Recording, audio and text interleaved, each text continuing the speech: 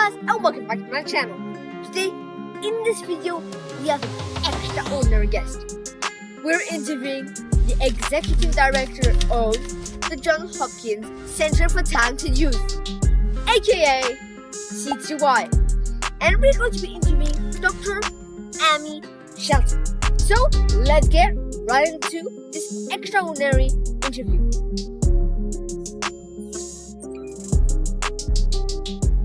But I was very interested in learning because I found there was so much we didn't know and so many myths out there. The thing I noticed most were the conversations among students your age that were at the level I might have had with my college age students. We're also trying to teach you to be a better learner.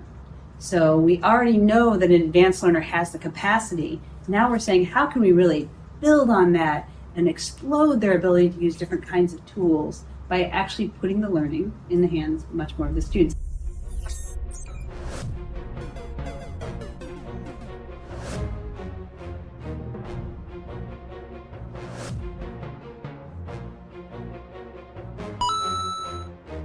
So here guys, we have the Executive Director of CTY. Thank you. I'm actually speechless. I'm in front of you. I don't know what to say. But I mean, welcome to the show, first of all. Thank you. And so yeah, let's start interview by asking you a few questions to know you better. Then we'll go more on the question of CTY specifically. So first of all, what inspired you to do what you're doing as the Executive Director of CTY? So Big boss. That's a great question. How did I get here? I never imagined that doing something like running CTY was really in my purview. I'm a researcher by training. In fact, my whole career has been about doing research. But when I started working for CTY as a researcher, so I served as the Senior Director of Research for a long time, and I've been a professor in multiple places here at the university. I sort of got sold on the mission and meeting students and understanding how we could impact students and how that impact on students could actually impact the field of education and research in general. So it really was sort of a natural progression of things that brought me to CTY. But the taking on the executive director role was really a result of many years of being here and thinking about what we do.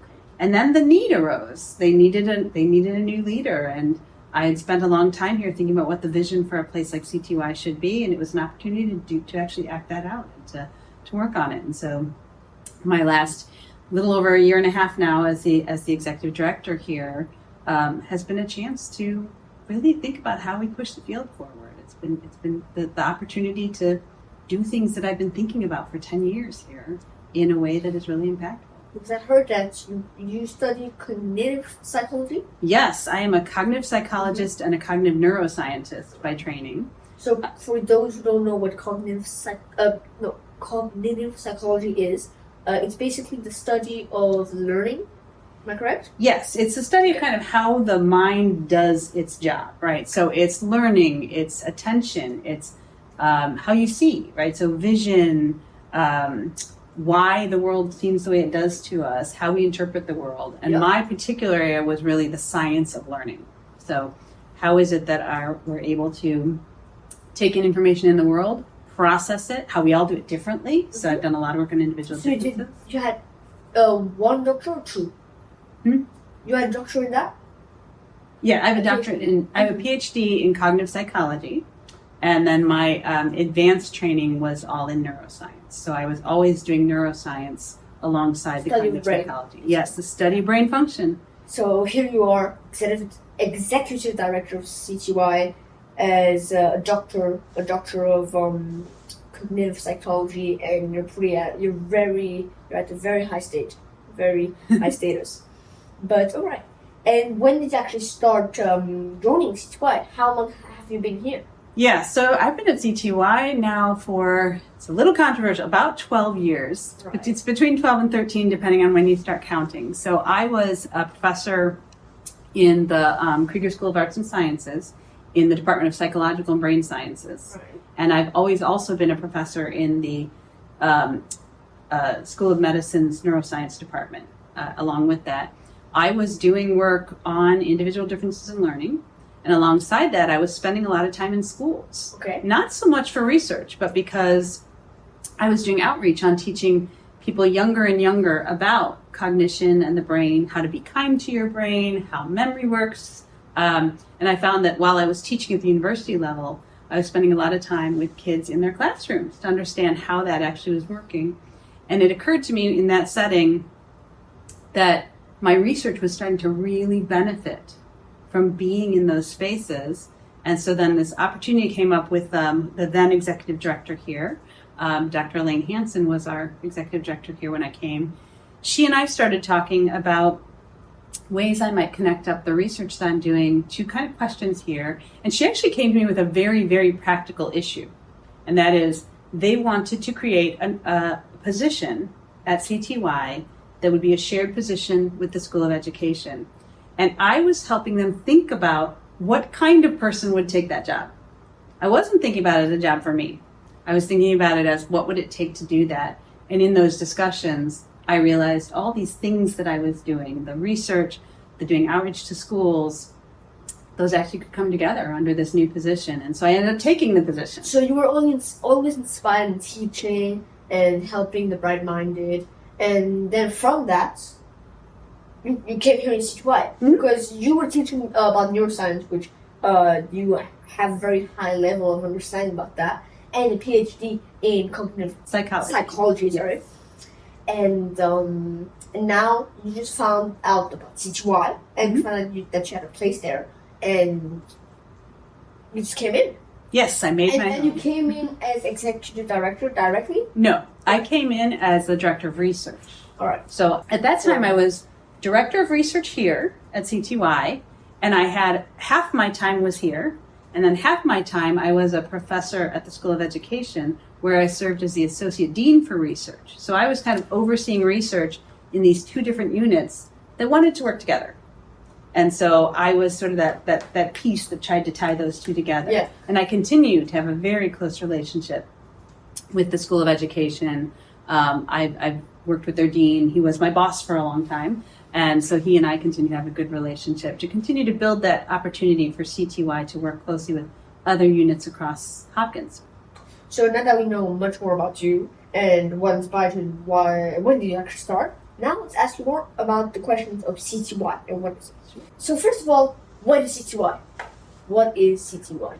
What is CTY? So CTY is, at its heart, a center for innovation in the field of gifted education or the field of advanced learning. So we spend, a lot of people think of us as programs. That's one big part of what we do.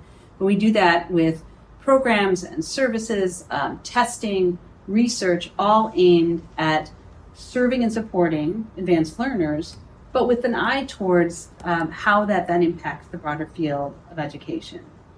And so a lot of our work is around how do we provide the programs for students, but with the idea that we'll continue to keep innovating and learning from what we do and sharing that back out to the world. So like I said, at our heart, we're a center for innovation. Mm-hmm. And then inside that, we had this rich world of working with students and also with our instructors and teachers and even school districts out there. And CTY, like you were saying, you're really trying to teach and help advanced learners, which is a term I like a lot because we're not labeled as nerd or geeks. I mean, of course we are. We're not called like that in that mean or discriminative way kind of thing. Right. We're more advanced learners because we're curious, we want to continue on. So yeah, and CTY I believe stands for Center for Talented Youth. It does, the Center for Talented Youth. Center for Talented Kids. All right, so Dr. Shelton, tell us about your journey in cognitive psychology and how did it lead you to focus on the field of education for advanced learners, like you say, at the Center for Talented Youth. Sure. So I actually should back it up and say I wasn't always even interested in cognitive psychology. So I actually had 5 different majors in college, all of which I'm happy I had. Those included communications things. They included radio, TV, film. I was really into film.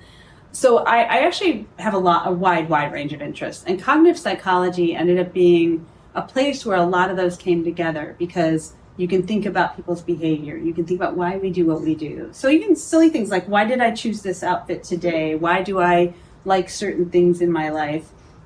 those were all very interesting to me. And in particular, I got very interested in learning broadly. So I wasn't interested necessarily in advanced learning right away, but I was very interested in learning because I found there was so much we didn't know and so many myths out there about what was going to make things happen well in a school or in a classroom or even in informal learning. And it was really that sort of world of what we didn't know that got me interested. I also was always very interested in the brain. And I wasn't necessarily interested in exactly how neurons work or those things. That's cool stuff. But I was interested in how the brain gave rise to our learning and our cognition. And so we're interested in how the brain actually helps you learn and how it stores your memory. Yes. And how does the memory you forget about it. Absolutely. Yes. And so that was a big chunk of why I ended up moving away from I love chemistry, so the brain and chemistry was a big thing for me. Physics, chemistry. Yeah, there we go. Exactly. And so it was sort of that combination of things. So I ended up in the cognitive psychology really because I wanted to know more about why we learn the way we do and how that was happening in the brain. And so a lot of my early work in cognition was about how memories are represented, in particular spatial memories. So like having to navigate a new place or having to, remember where you put things or having to pack a suitcase, right? These are all things we do, but we don't really know why we can do that. And so I was very interested in those things. That ended up leading me more and more into what are the models of learning that are out there. And I actually did a lot of work showing how animal models of learning, models we learned from rats, could actually guide how we think about human learning. And so some of our groundbreaking stuff in my earlier days, my pre-CTY days, were really about that kind of those models of how the brain works that were giving rise to behaviors in animals, and then what were the parallels in humans. So I worked very closely with a lot of people who did. And you're learning basically what makes them trigger that reflex, like maybe if I told the dog to sit, it would maybe sit, but you were wondering more like maybe if I were to clap my hands, how would he react, what would he usually be doing, the dog, if I were to clap? Yes, it's asking exactly this question. What's happening in the brain, right? How do we build habits? And why do some people build habits more than other people do? And is that a good thing or is that a bad thing? And how does that work for us? And so I spent a lot of time looking at the different kinds of systems that we all call learning, right? So learning isn't just what I can tell you I know, right? Learning is knowing things like when I am riding a bike, don't think about what you're doing or you get messed up. But when you're riding a bike, like, how is it my body knows how to do that, right? How do I know that? How do I know how to pick up a pen and write? You did it so many times. You did. It becomes muscle memory. It becomes muscle memory, right? So muscle memory and what we call implicit memories, all of those are things that can help us learn. We tend to think about learning in education as like, how do I remember these facts and how do I process these facts? But it really is all those things. It's how do I build good habits? How do I problem solve? How do I break out of habits? Because a lot of problem solving means breaking out of what you always do and always think of. And that's what really got me motivated. And then as I was doing that work and got more and more interested in how that was happening in schools, I started to move away from sort of working in the lab and doing brain imaging to much more of this, like, where could I actually work with kids and understand them in sort of the true educational setting. Right. So you're the executive director of CTY. What inspired you the most and what was most exciting to you about inventing the mission of gifted, talented students and in learning models? So what was most motivating? So early on, it was that I saw this as a population that is doing something so impressive. So when you see advanced learners at work, you get this sense that they're doing the learning in a way that is faster, deeper. And that was sort of I'll be honest, a chance to work with students who can do things faster and more deeply means we can get to answers faster, potentially. But it was really what inspired me ultimately was seeing students in a classroom at CTY doing incredible work. And quite frankly, the thing I noticed most were the conversations. The conversations among students your age that were at the level I might have had with my college-age students, right? The level of conversation that was happening. That was really, truly inspiring and made me say, like, how do we keep cultivating that? And the way we do that is to study it, to understand it, but also to keep innovating on how we serve students, because the world keeps changing, right? Yeah. And so I was very inspired by being in a place where I'm not bound by school district rules. I'm not bound by having to meet certain state requirements or, specific standards. We can set the standard, right? We can be the ones setting the standard. And so it's a place where you could not only see your impact right away on students, but also have the freedom to really be innovative, to really try new things. You felt like what you were doing was speaking to adults or speaking to people at college, because it was not like the level is pretty different, Mm-hmm. I mean, that's the whole point of CTY. The level is different. So you were having fun of actually talking to people as if they were like 10 years above. Yes, so you could have the intellectual conversation at that higher level, but you knew you were still talking to kids. And that was really, honestly, just very magical. It was one of those moments where you thought, there's something here that is really special. And I think one of the things we really bring to the table is we can highlight that this isn't just because it's fun, but this is what these students need.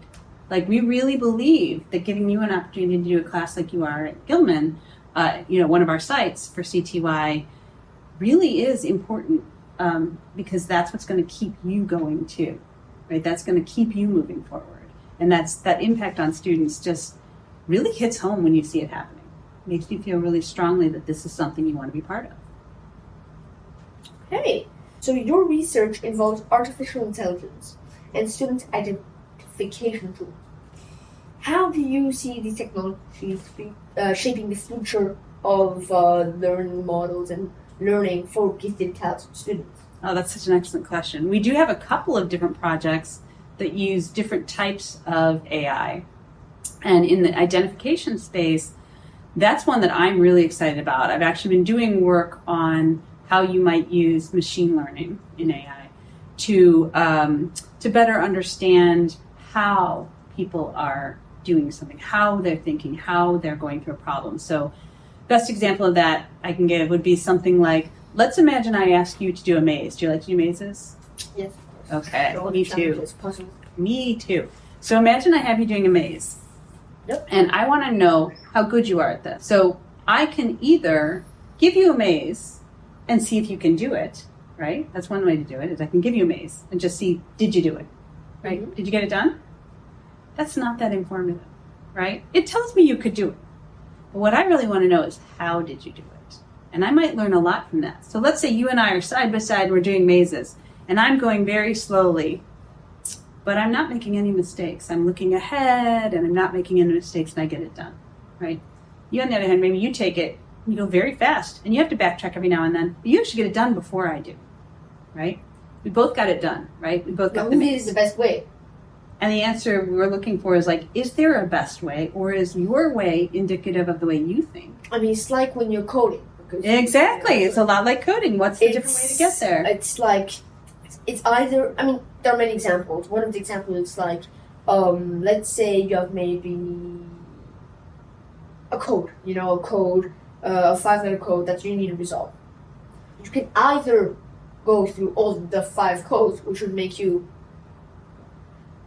5 times 5. Okay, a lot of attempts to get it right. Or you could make a computer do it for you.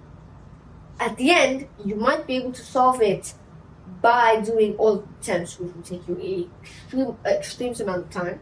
Or you can make the computer do it, which will give you like maximum 1 minute.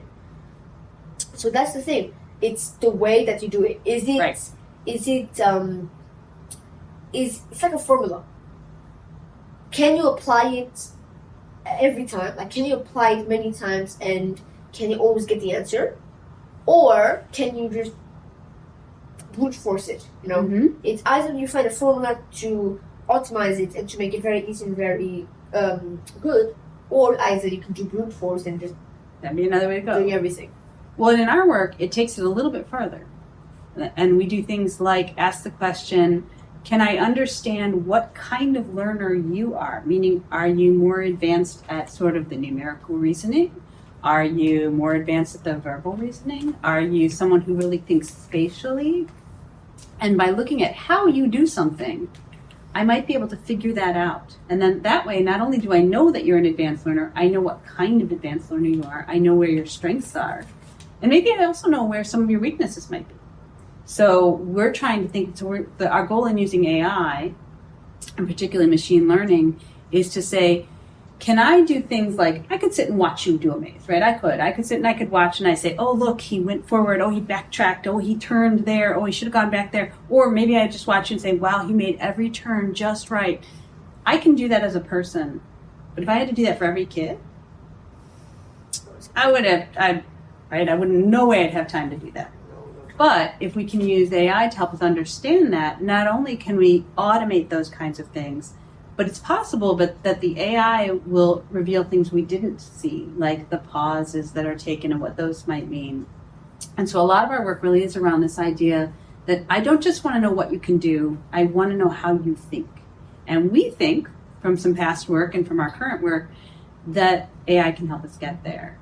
And I think more broadly for education, AI is here to stay. It's here, and it's here in full force. And we can either be afraid of it, which there's a healthy respect for it that you have to have. We could also look at how can we best use it. And so one way we're looking at that is with the identification.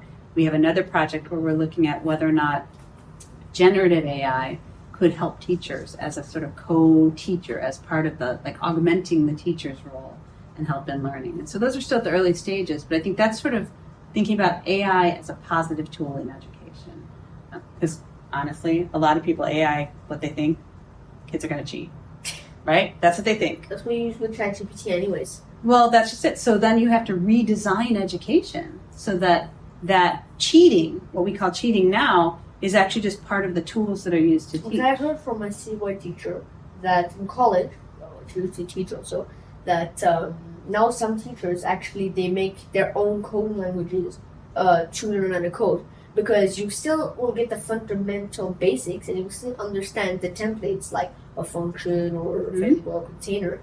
But you'll just be having a code language that he made, teacher. So then you can't just go on Google, type in what are the answers to this, because nobody else made it. It's like, it's his. So could you discuss a particular success story resulting from your research, collaborations, especially those related to individual differences in learning? Sure. Probably the biggest success is probably one that actually precedes my time at CTY, but is drives a lot of the way I think about learning and really the notion of individual differences. And that is, we did some work many years ago where we were trying to understand why individuals differ in some of their behaviors. It gets back to this discussion around understanding how someone does something versus whether they can do it. And we did some work where we took long-standing paradigms, experiments that were done in animals, particularly in rats. And we said there's all these great experiments where they can differentiate whether a rat is using their habit-based system or a more cognitive system, like a more global system. And everybody said, well, you can't do that in humans because humans will think about it and they'll know what you're asking. And they were right that if you tried to do it just the way you do it in rats or even in monkeys, it was not going to work. But we ended up designing a new way of assessing something very similar, where we had people navigating in virtual reality. And I'll tell you, I'm old enough that this was still in the early days of virtual reality before it became everywhere. But we had really good tools, and we were able to design experiments where we could put people in these environments and watch how they did their navigation.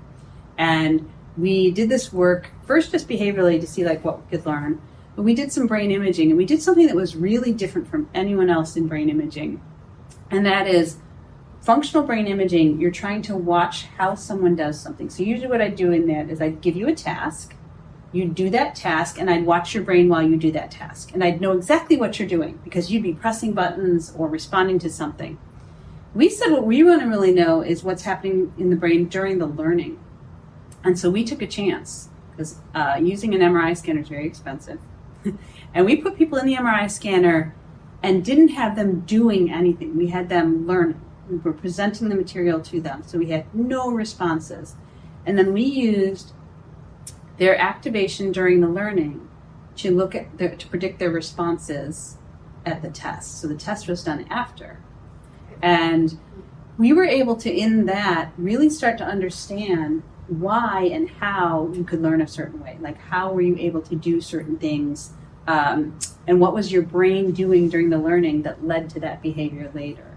And that was really kind of huge from the standpoint of how do humans learn, because it was one of the first examples in humans of this idea that you do have habits and things that are contributing, and you do have sort of more, we consider more explicit and deliberate kinds of things going on. And we were able to show that that's an individual difference, how much you use one system or another, and there's a whole continuum from using it entirely in one way versus entirely in another. That's a little more than what actually happens, but sort of the whole spectrum of people who are much more habit-based versus much more what we call cognitive mapping-based.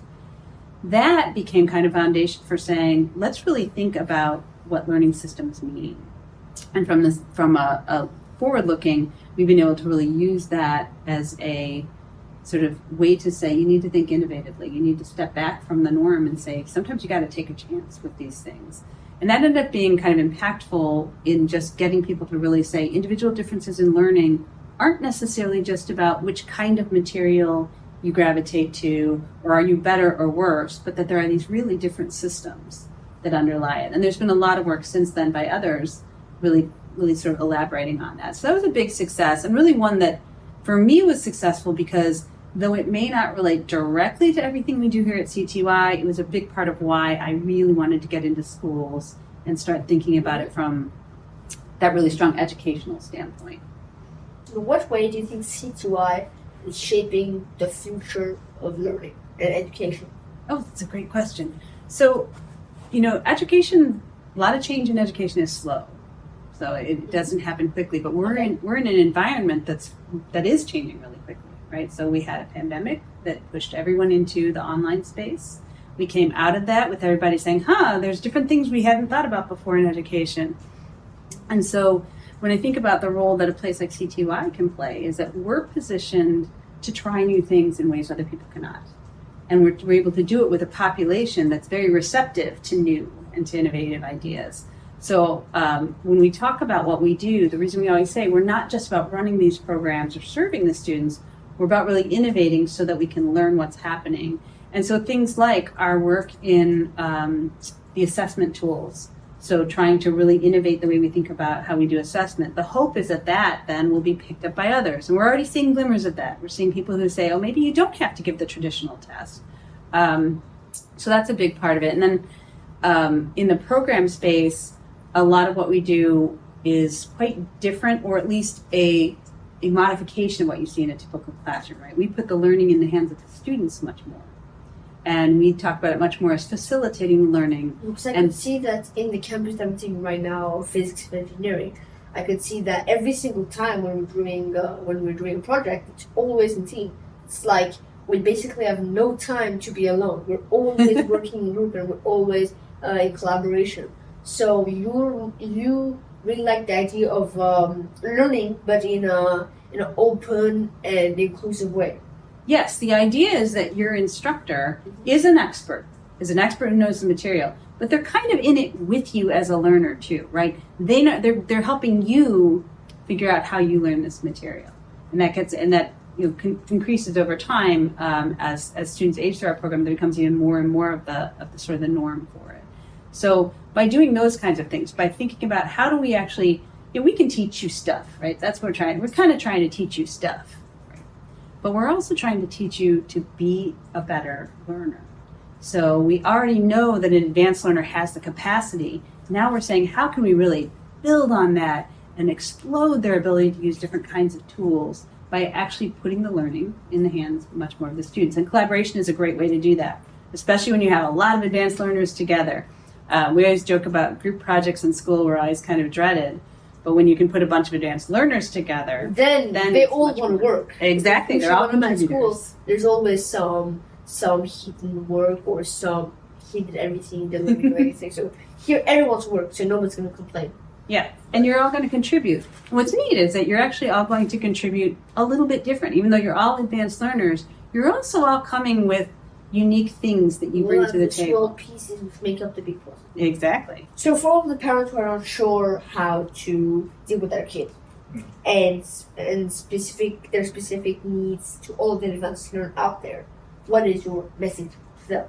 So even just to the people watching. Sure. I think the most important message for students and for parents is first and foremost that you're not alone.